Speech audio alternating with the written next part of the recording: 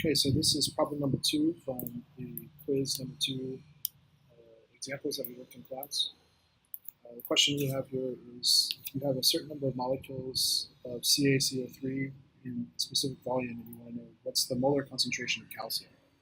So this is sort of the inverse of the question we had before. In this case, you want to try to find the concentration given a number of molecules in a specific volume.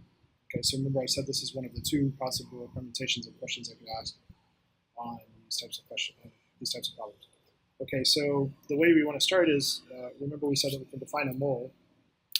So we're trying to get this in molar concentration. So we remind ourselves that a molar concentration is moles per liter. So this tells you the number of moles in every liter of that solution, assuming you know what the concentration is. So the way that you get that then, per liter means dividing by liter. So you will take the number of moles of whatever you're interested in and divide it by the volume in liters. Okay. So looking at our question here, we have 36 times 10 to the 20th molecules of CaCO3. So just like last time, I'm going to stick with just the molecule itself, and then we can go into the calcium afterwards. So let's look at the number of molecules, the number of moles in here. So let's start with, we need to get this into moles. 36 times 10 to the 20th molecules. If you look at this number, and again, the formal way to do this is simply divide by Avogadro's number. I'm trying to get you to think a little more intuitively about it.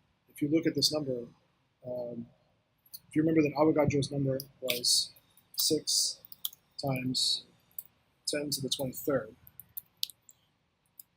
this number here, 36 times 10 to the 20th, is, this 36 is 6 times this 6, okay? So we can say that this is 6, so this is a mole.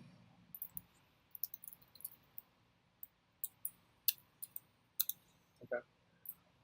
So this 36 is 6 times that.